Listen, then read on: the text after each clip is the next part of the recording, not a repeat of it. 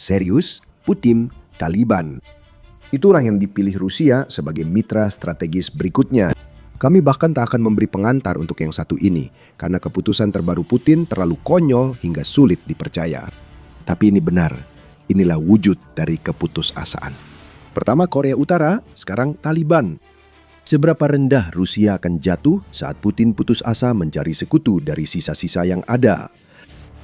Oke, mari kita tinjau kesepakatannya. Pada 28 Mei, Politico melaporkan Rusia dan Afghanistan menandatangani perjanjian kerjasama militer sekitar setahun setelah Rusia menjadi salah satu negara pertama yang mengakui pemerintahan Taliban. Rusia mengklaim Taliban bukan lagi kelompok teroris karena kini memerintah dan ingin menjalin hubungan lebih erat. Pertanyaannya, seberapa dekat hubungan itu? Meskipun baik Rusia maupun Taliban dengan cepat mengungkapkan bahwa ada kesepakatan, keduanya tidak banyak bicara tentang apa sebenarnya arti dari kesepakatan itu. Di Forum Keamanan Internasional Moskow, Menteri Pertahanan Afghanistan Muhammad Yaqub tetap menjaga segala sesuatunya sangat vague. Interaksi dengan Rusia penting bagi kami. Afghanistan dan Rusia sudah lama memiliki hubungan bersejarah. Kami ingin melangkah maju, kata Yaqub tanpa pernyataan jelas. Sekretaris Dewan Keamanan Rusia, Sergei Shoigu, hanya menyatakan bahwa negara-negara barat harus mencairkan aset Afghanistan yang dibekukan, mengakui tanggung jawab selama 20 tahun di Afghanistan, dan memikul beban rekonstruksi pasca konflik di sana. Jadi kita punya semacam alasan untuk semua ini. Rusia ingin menyerang barat. Namun mengenai kesepakatan itu sendiri, yang benar-benar kita ketahui hanyalah bahwa ini adalah semacam perjanjian kerjasama teknis militer dan tidak ada pihak yang merilis teks dokumen yang telah mereka tanda tangani. Tanpa teks, sulit menilai kedalaman kesepakatan baru ini, meski kita bisa berspekulasi. Biasanya, perjanjian teknis militer dapat mencakup berbagai kegiatan, termasuk transfer senjata, dukungan logistik, pelatihan pasukan, dan jenis bantuan lainnya. Namun itu menjadi masalah tersendiri. Kas Rusia juga tidak berlimpah saat ini. Ekonomi Rusia krisis, hingga intelijen Swedia melaporkan negara itu memalsukan data ekonomi agar tampak lebih kuat dari kenyataannya. Defisit anggaran yang lebih besar dan inflasi yang lebih tinggi daripada yang diklaim adalah apa yang dikatakan oleh pihak Swedia sedang dihadapi Rusia. Jadi bukan berarti Rusia membiayai Taliban. Rusia tak bisa kirim senjata ke rezim Afghanistan karena Putin membutuhkannya untuk kampanye gagal di Ukraina. Lalu, apa sebenarnya tujuan Rusia? Putin ingin ini jadi sinyal politik ke barat, terlihat dari pernyataan Shoigu. Ruslan Sulimanov, ahli di pusat NIST, mengatakan kepada The Insider bahwa kerjasama militer serius kemungkinan besar tidak akan terjadi. Ini langkah simbolis untuk menunjukkan Moskow tidak meninggalkan Taliban dan kerjasama ini nyata, bukan sekedar kata-kata. Namun pada kenyataannya, pasti tidak akan ada aliansi atau koalisi militer seperti dengan Korea Utara, klaim Sulimanov. The Independent melaporkan hal serupa, mencatat bahwa Shoigu mengklaim hal tersebut. Rusia meyakini bahwa pembentukan struktur dan fasilitas militer AS dan NATO di Afghanistan atau negara-negara tetangga tidak dapat diterima, yang mengisyaratkan bahwa Rusia sedang mencoba memposisikan dirinya sebagai negara yang membela pihak lemah melawan kekuatan barat yang besar dan jahat. Apalagi yang baru, hei Putin? Namun kali ini, pihak lemah adalah rezim teroris yang dulu mengalahkan Rusia. Putin memilih tidur bersama kutu dan dia menikmatinya. Rusia pasti memperoleh lebih dari sekedar menantang barat dari semua ini. Apapun itu, jelas bukan senjata. Taliban tidak punya banyak hal untuk dikirim ke Rusia guna membantu Putin melawan Ukraina. Menurut Global Firepower, militer Taliban di Afghanistan sangat bergantung pada senjata ringan. Taliban tak punya angkatan laut, jadi tak bisa bantu Rusia dengan kapal perang. Afghanistan hanya memiliki total 5 pesawat, terdiri dari 2 pesawat angkut dan 3 helikopter, jadi kekuatan udara tidak bisa diandalkan. Tank juga tidak ada, Taliban sama sekali tak punya. Hal serupa juga berlaku untuk artileri menurut Global Firepower, sehingga Taliban hanya bisa menawarkan pasukan dan sebagian dari 3.902 kendaraan militer mereka untuk perlengkapan konvensional. Aliansi Advokasi Pertahanan Rudal mencatat Taliban memang memiliki akses ke beberapa rudal. Sebagian besar adalah Stinger, Scud-B, dan SA-24 Igla-S peninggalan kampanye Uni Soviet dan Amerika di Afghanistan. Rand memperkirakan 4.500 peralatan ini tertinggal dalam 2 konflik itu. Tapi kemungkinan besar sebagian besar sudah digunakan, kurang terawat, atau terlalu penting bagi Taliban untuk dikirim ke Rusia. Taliban juga mulai menunjukkan tanda-tanda bahwa mereka menggunakan drone untuk serangan kamikaze, namun tampaknya kecil kemungkinan kelompok tersebut dapat melakukan atau menyediakan sesuatu untuk Rusia dalam hal drone yang belum dimiliki Rusia. Tampaknya Taliban lebih diuntungkan dalam kesepakatan ini. Radio Free Europe Radio Liberty menyoroti bahwa Rusia tidak punya banyak uang atau perlengkapan untuk Taliban, sementara rezim Afghanistan juga hampir tak punya dana perang untuk membeli dari Rusia. Pertumbuhan produk domestik bruto atau PDB sebesar 4,3% yang terlihat di Afghanistan pada tahun 2025 itu semu karena didorong oleh warga yang kembali ke negara tersebut dari Pakistan dan Iran. Kembalinya lebih dari 2 juta warga Afghanistan diperkirakan menurunkan PDB negara sekitar 4% menurut laporan Bank Dunia. Dengan kesepakatan ini, Taliban mendapat sedikit legitimasi sebagai entitas geopolitik, meski tidak banyak. Ini tetap saja Taliban dan kelompok ini masih masuk dalam daftar teroris di sebagian besar negara. Tetapi sekarang mereka bisa mengklaim memiliki Rusia sebagai sekutu, bukan hanya dalam perdagangan, tetapi juga secara militer. Kembali ke Rusia, setidaknya ada upaya untuk mempertahankan kekuatannya di wilayah Asia Tengah dan Timur Jauh Rusia. Secara khusus, Rusia sedang mencari negara penyeimbang terhadap negara Islam Khorasan yang mengaku bertanggung jawab atas serangan teroris dahsyat di sebuah tempat konser di Moskow yang menewaskan hampir 150 orang pada bulan Maret 2024 lalu. Kelompok itu masih aktif di Rusia, jadi tampaknya Putin mendekati satu kelompok teroris untuk melawan kelompok lain. Selain itu ada faktor pengaruh. Sekarang setelah Amerika Serikat menarik diri dari Afghanistan, Rusia berusaha masuk ke wilayah tersebut dan mengambil alih peran yang ditinggalkan. Sekali lagi, semuanya tampak sangat minim.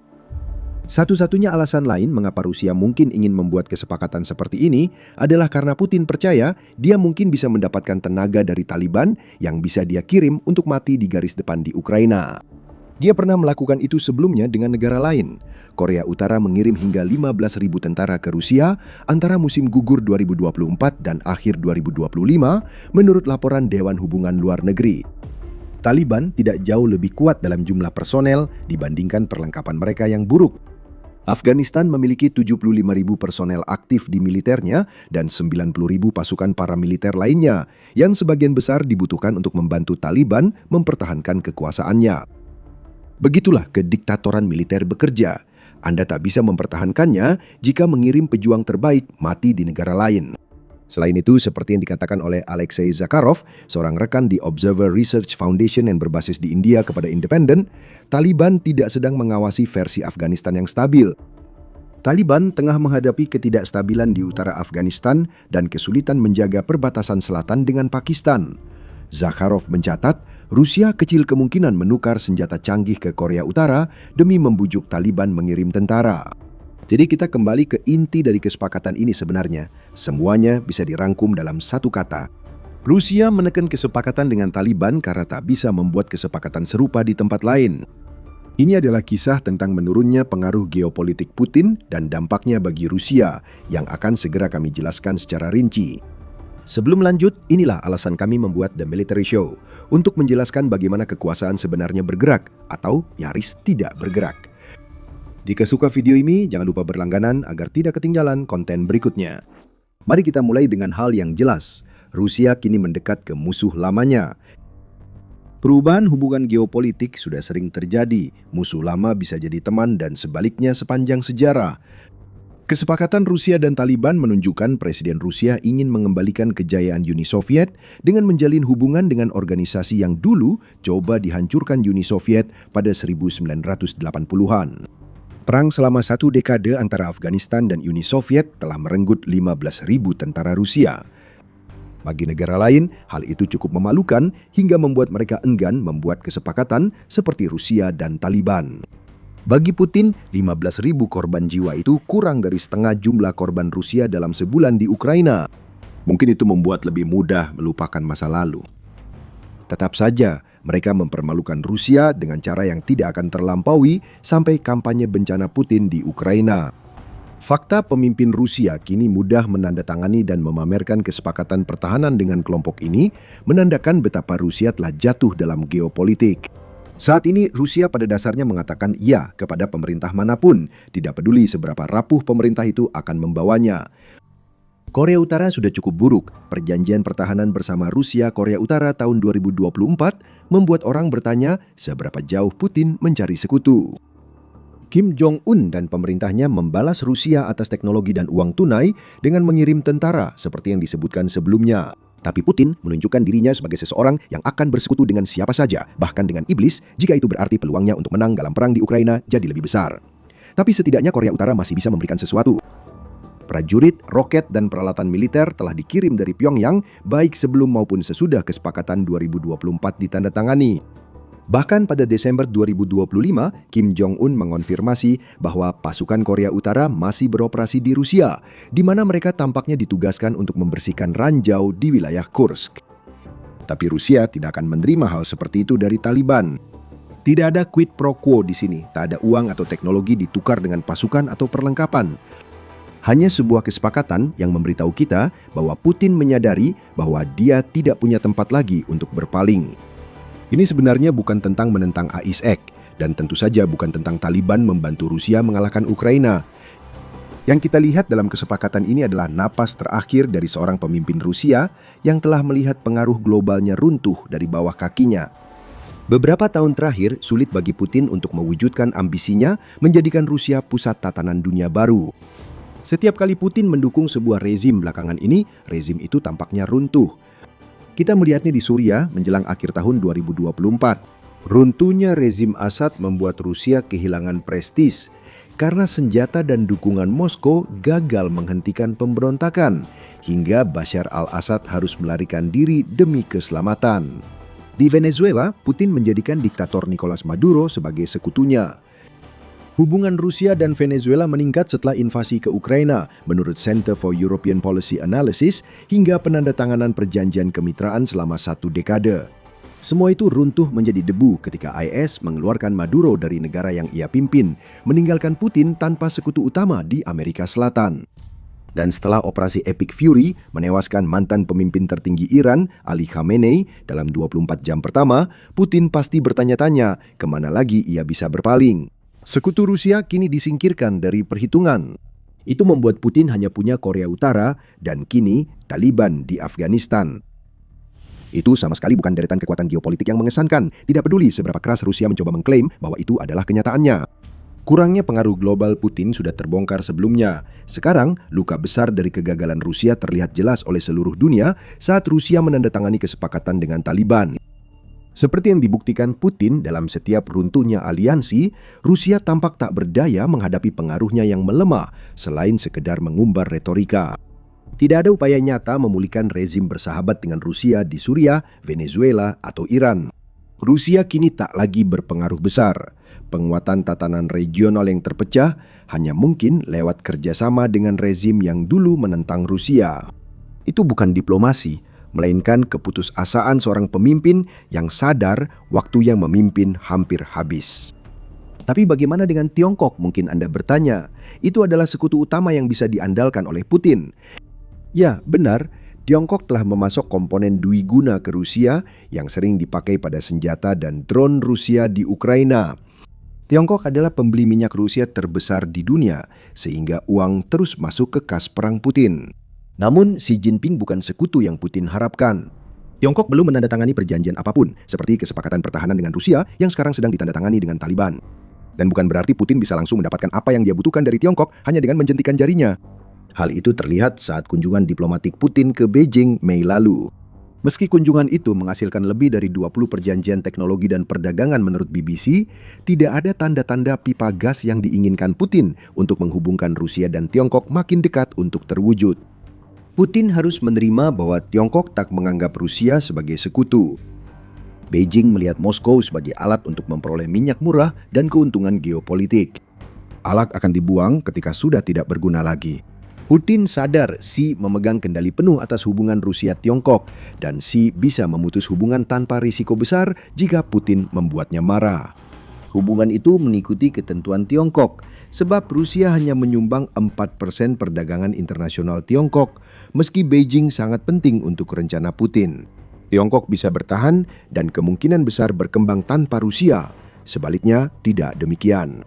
Rusia hanya punya hubungan sepihak dan beberapa keruntuhan kepemimpinan, sehingga akhirnya membuat kesepakatan dengan Taliban.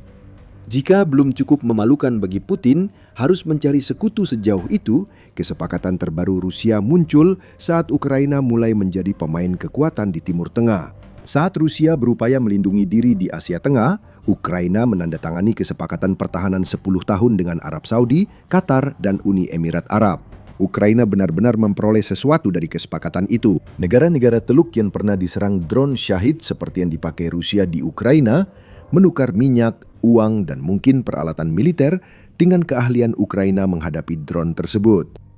Kontras ini menunjukkan betapa Rusia telah menurun dalam kekuatan global. Putin menandatangani kesepakatan yang tak menguntungkan Rusia hanya demi sekutu yang tak diinginkan siapapun. Ukraina menandatangani kesepakatan sebagai mitra setara yang diakui atas kemampuannya membantu negara besar melindungi diri. Kedua hal ini tidaklah sama. Semua yang dilakukan kesepakatan Rusia dengan Taliban hanyalah memberikan hasil nol bagi Rusia, sementara Taliban bisa membanggakan diri seolah-olah mereka menjalankan pemerintahan yang sah. Putin kini lebih lemah dari sebelumnya, ujar Kepala Kebijakan Luar Negeri Uni Eropa Kaja Kallas pada 11 Mei, dan dia membuktikannya lewat kesepakatan ini. Rusia kini hanya mengemis di meja geopolitik, sementara Ukraina menempati posisi yang seharusnya bukan miliknya. Taliban juga bukan mitra serius bagi Rusia. Itu menandakan Rusia sudah jatuh sangat dalam hingga mungkin sulit bangkit lagi. Dan tidak tahu pasti bahwa Taliban tidak akan bisa melakukan apapun untuk membantu Rusia membalikan keadaan yang sedang terjadi di Ukraina saat ini. Putin menandatangani kesepakatan dengan rezim terisolasi, sementara Ukraina juga ikut mengisolasi pihak lain. Namun, isolasi itu terjadi di Crimea yang diduduki. Jembatan darat vital Rusia ke semenanjung Crimea telah terputus, membuat 1,5 juta warga Rusia mencari bantuan dari pemimpin mereka yang melemah. Ini bagian dari rencana Ukraina merebut kembali Crimea, dan Anda akan tahu alasannya jika menonton video kami.